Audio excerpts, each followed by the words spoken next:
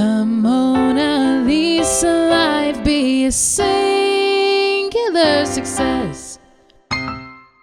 Today we're working on our series called Create Your Own Stage, and we have a very special artist from New York City. We have LIS, or Elisabeth Stevens, an internationally acclaimed dramatic soprano whose career has taken her to major stages throughout the US and Europe.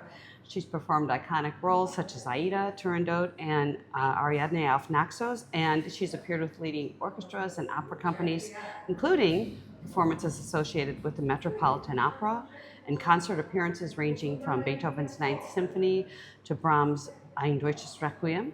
And today, LIS is also a respected vocal educator, a composer, and the founder of Studio LIS Voice, where she is helping the next generation of singers build lasting careers. Yay!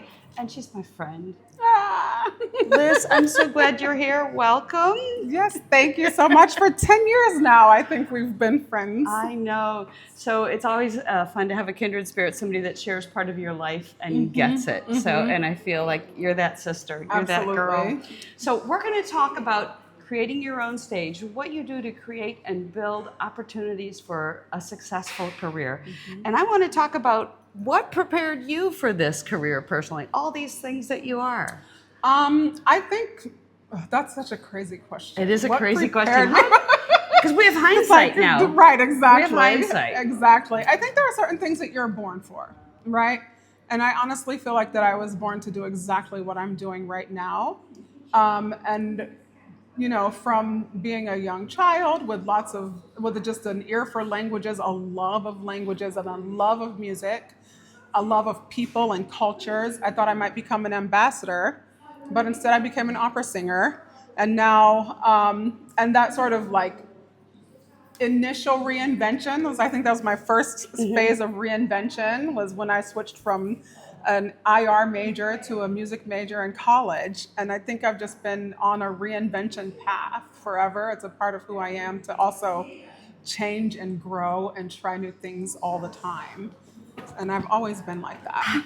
So I think reinvention is going to be my favorite word of this whole interview, because what is life if not a chance to reinvent ourselves? And there's surprises. We have to have that flexibility. Absolutely. We totally have to have that. And as artists, we don't very seldom get from point A to point B. It's just not that. It's just not that. So let's talk about how to get from point A to point B in your career, because you have reached a threshold. You've reached the bar, which is about as high as it goes. And in between, there was stuff that was not quite perfect. Maybe it was excellent. So let's talk about that transition as you reinvent yourself from excellence to perfection. How do you do that as a singer when you're not yet perfect? I think the first thing is to remember that perfection does not exist. That's for me the first thing. Excellence to me is the goal. And I feel like I find excellence when I really drive into the work of whatever it is that I'm doing.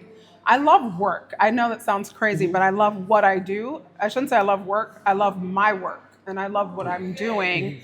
And so that helps me to be excellent at what I'm doing, because there's one thing that I always say with my own students, and I say, stop striving for discipline. Look for your devotion. Ooh. And I got that from Luciano Pavarotti, who said in an interview once, he said, people think I'm very disciplined. I'm not very disciplined. It's devotion. And so then one of my personal principles, which I actually have a whole set of principles called the Singing My Life principles that I use with my students.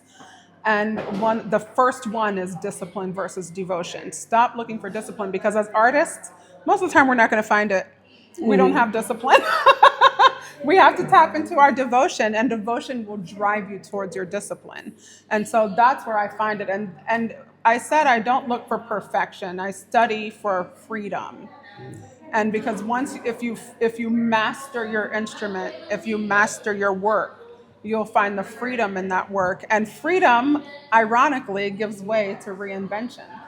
Because when you free yourself, you don't lock yourself in. And as an opera singer, I felt locked in a lot, you know? And it's funny, you said that I reached the height of it. I really don't even see that. I don't even see myself as having, even though I know that to hold a principal artist contract at the Metropolitan Opera, in my early 30s was quite an accomplishment, right? That was a big, huge accomplishment. It was a cover contract, and that's fantastic. Um, but it was a principal artist contract. And I still don't think I reached the pinnacle. You know what I mean? Yeah. Um, That's why you're still going and building. Still going and building. Yeah. Exactly.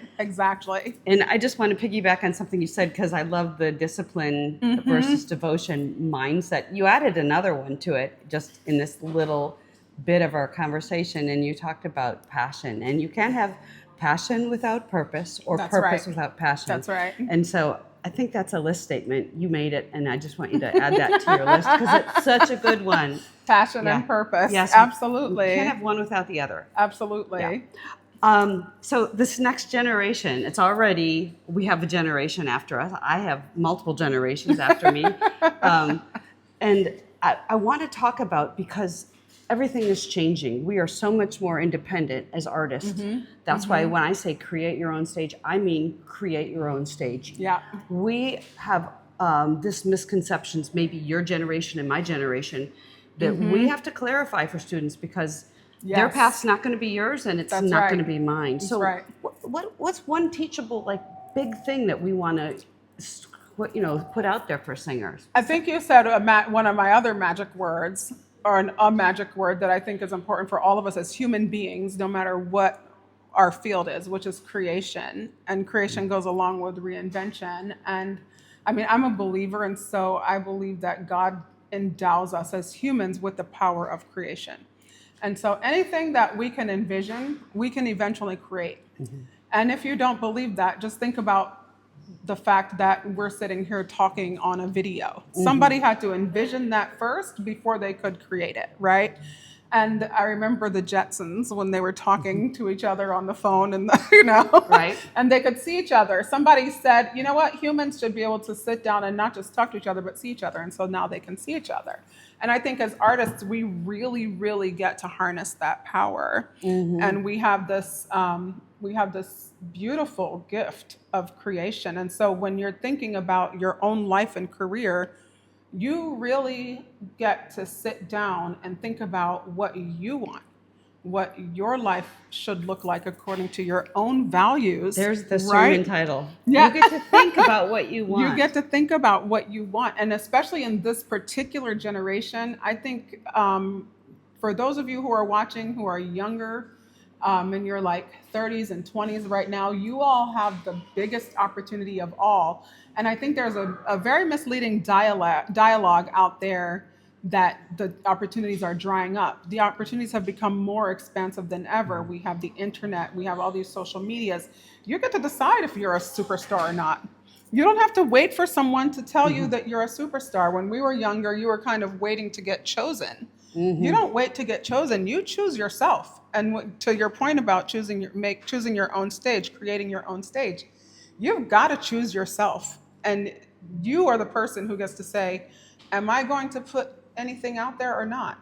And the answer has to be inside of you. What do you want? Does it align with who you are? It always goes back to that. And brilliantly put. That has been what I've heard from everybody who is fearless enough to create, is that the opportunities change. The opportunities often are made, and your role similarly needs to be made, defined by you, and changed. So LIS has not abandoned any of her skills for languages, at all, for people, for singing, but she also has within her these other skills, which she's bringing to life and creating a stage for as a composer, among other things, as a business person. So that continues. It does. To be part of it. Anything else is like a new, it feels like it's maybe new to somebody else, but you're like, oh no, this has always been part of who I am, and I chose it. I think along with that is the other aspect of my composition, which is poetry, because a lot of what I'm writing is set to my own poems. And I've had other people set my poems in the past, and how I even came to the point of composition was through having a set of poems that I had written that I couldn't imagine anyone else's voice behind, you know.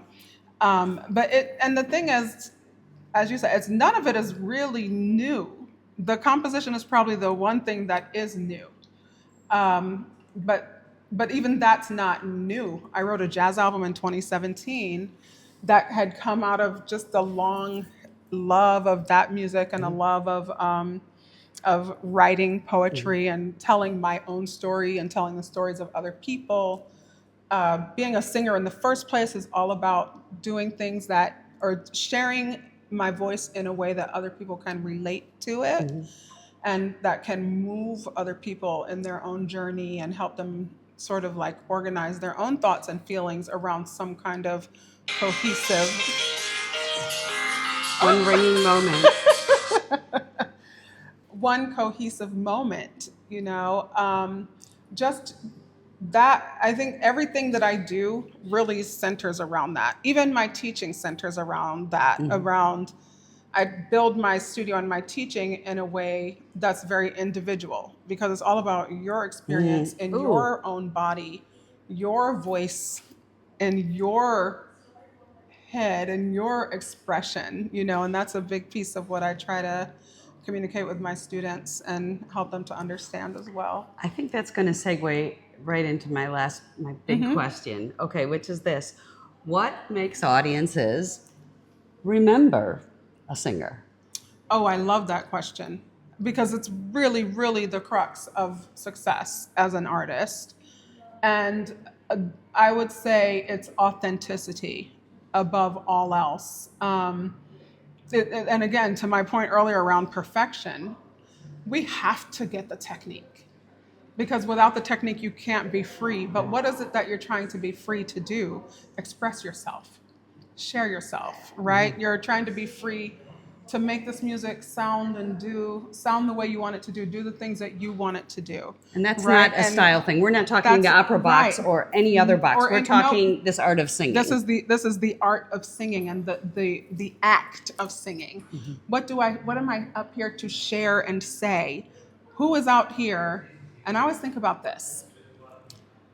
I might be on this earth for however many years I'm on here to touch one person in the world. What if I don't do that tonight? And that person was there for me to touch, right? That's what it is. And that, delivering your artistry, delivering yourself on the stage in that way, as if you're there to touch one person. That person might be in the front row, but they might be up there in the family circle. Deliver your performance as if that person is the person that you came here to move today, and that it really matters because without your voice that night, the person's entire life experience can be changed. And you don't understand sometimes the real truth and depth in that until you actually see it in action, or until somebody comes up to you at the end with tears in their eyes saying, you transformed my life tonight in some way. And that has happened. And when you get really authentic and really real, you'll find each other. Yeah. You'll find each other. Your audience will find you. You'll find your audience and your audience will find you. I love that. And thank you for that. My platform is always that I believe you singer, I believe you're a masterpiece, and I want you to find your unique DNA to be a masterpiece. But Liz just completed the other part of it. There is a world waiting for your teeny little face, your beautiful voice, and to say, oh, you changed my life just seeing that masterpiece, just hearing that masterpiece. So there's somebody who believes in you that's waiting for that connection. That's right. Yeah. That's right. So last question. Advice for your 22-year-old self. Oh my God. It ain't that deep, girl. No, honestly, my advice for my 22-year-old self is it's not about you. I think when we're younger, we go through our lives. I went through my life. I won't say what everyone else is doing, but I went through my life when I was 22 as if everything that was happening around me for any reason was about me. If I got chosen, it was about me. If I didn't get chosen, it was about me. If someone else got chosen, that was also about me, right? None of that's about you. The only thing that's about you is you and your work and your purpose. And everything that happens around you is going to happen. You may or may not get chosen for all of the things that you want to have happen. It's not because that person has a feeling about you. It's because they chose that other person. And you don't need the because XYZ. You just need to understand that it's not about you. Do your work. Do your work. You need one more last question. Ask away. Okay, the final last question, maybe. Maybe. If you could just give one piece of advice that would help many people out there today of something they could do in the next day or so. One thing they could do. Just to take a step forward on all this wonderful input you've given us. Honestly, it's the work that you've been procrastinating. If it's a practice session, go right now to the practice room. If it's an audition application, complete it and send it out. If it's a grant application, complete it and file it. If it's your taxes, file them. If it's your meeting with a financial advisor because you want to make sure that you don't grow old as a broke artist, and that stresses you out to the point that you can't get other things done in your life, schedule the meeting, go have the conversations. Have the conversations that you've been procrastinating. Whatever the thing is that you've been procrastinating. That's the thing to do first. That's the first thing you need to do right now. You are wise and beautiful and have the world's biggest heart. Oh, thank you. I'm so glad to share you. Biggest heart next to yours. Be a singular success. We believe in you. Yes, absolutely.